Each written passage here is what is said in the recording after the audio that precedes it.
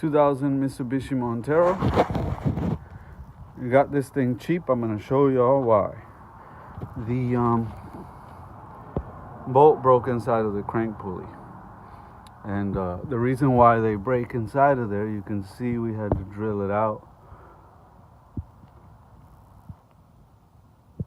I had to drill that broken piece out because they didn't include the washer. The washer is super important. Keeps the bolt from breaking. When that broke, it damaged the alignment tool on the back of the crank gear. It broke the crank gear. And that alignment tool is what keeps signal for the crank sensor. You can see it back in here. So also replaced the hydraulic tensioner, idlers, timing belt, water pump, both idlers. This has dual tension, meaning you have a mechanical manual tension here on these Mitsubishi motors that you set manually, and then you have a hydraulic pin release tensioner that you set there. A lot of people will tighten. This is the same on the 4-cylinder as it is on the V6. You have your timing marks up top that line up there with there, and then you have your timing mark on the bottom right there, that little indentation with that mark. So anyways, and then obviously on the other side, common sense, y'all. Same thing on this with this right there. So anyways, it's all timed. I've turned the motor over completely twice to make sure it lands back on time. It feels good rotating. Timing is set. I'm ready to start putting my covers back on and reassemble all this. I wanted to talk about the importance of setting the manual tensioner. What we do is we set it, but we don't set it super tight, because we know that when we release the hydraulic, it's going to put the additional tension on the manual tensioner and make it even tighter. And then what happens is you get too tight of a belt, and then you break the belt. A belt is like a brand new pair of boots when you first install it. It's kind of rough to walk in until you break them in.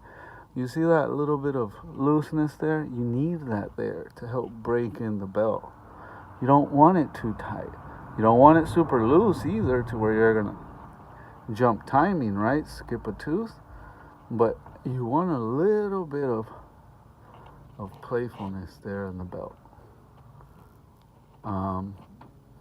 It's kind of hard to describe exactly how tight. It's more of you just got to get a feel for it. But I mean, if you try to squeeze, I usually look for the two farthest points. This is a little shorter than this, and these are obviously too short to check. So I'll check here, the two farthest points. So you want to make sure that you get a little bit of flex in that belt.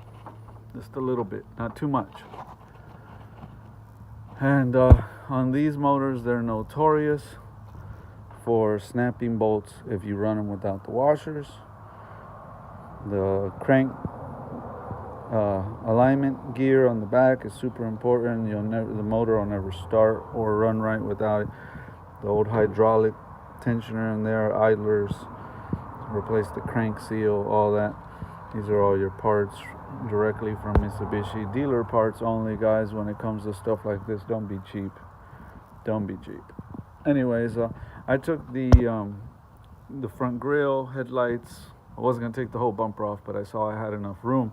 And the reason why I did that is I had to drill that bolt out, and I had to get a drill in here, and the drill takes up quite a bit of real estate back there.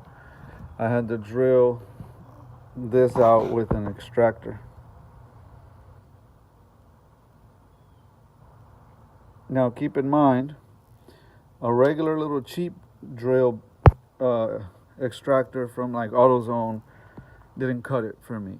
I had to actually call up the Matco tool guy and invest $150 in a real extractor set, heavy duty, real deal set.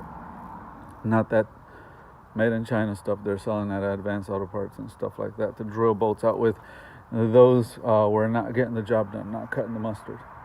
So a real extractor set, well worth the investment. Ready to slap the covers back on this thing and get the alternator, everything else assembled. Good looking truck. Good looking truck. Good looking truck. This one I'm sending to Costa Rica. Let my grandmother get taken to her doctor's appointments in it and whatnot. Real comfortable, nice interior in it.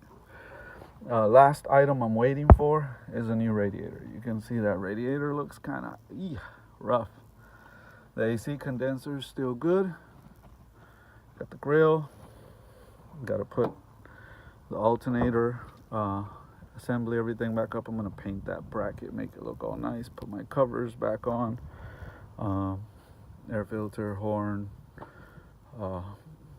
new thermostat, obviously. So yeah, fan. Not too much to put back together here. Some belts.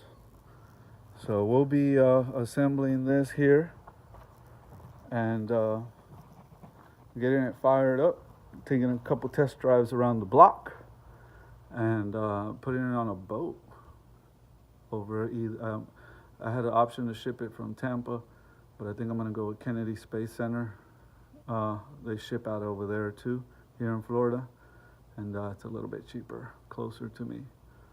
I'm in the Orlando area. But yeah, Mitsubishi Montero, for anybody looking at a timing belt issue, make sure you get dealer parts, make sure you get the washer, the real bolt, inspect all the cam gear stuff, and make sure you don't set the timing belt too tight, y'all. You don't want to snap that belt because you were too aggressive tightening it up. Dual tension, manual and hydraulic. Keep that in mind. Anyways, any questions, comment below.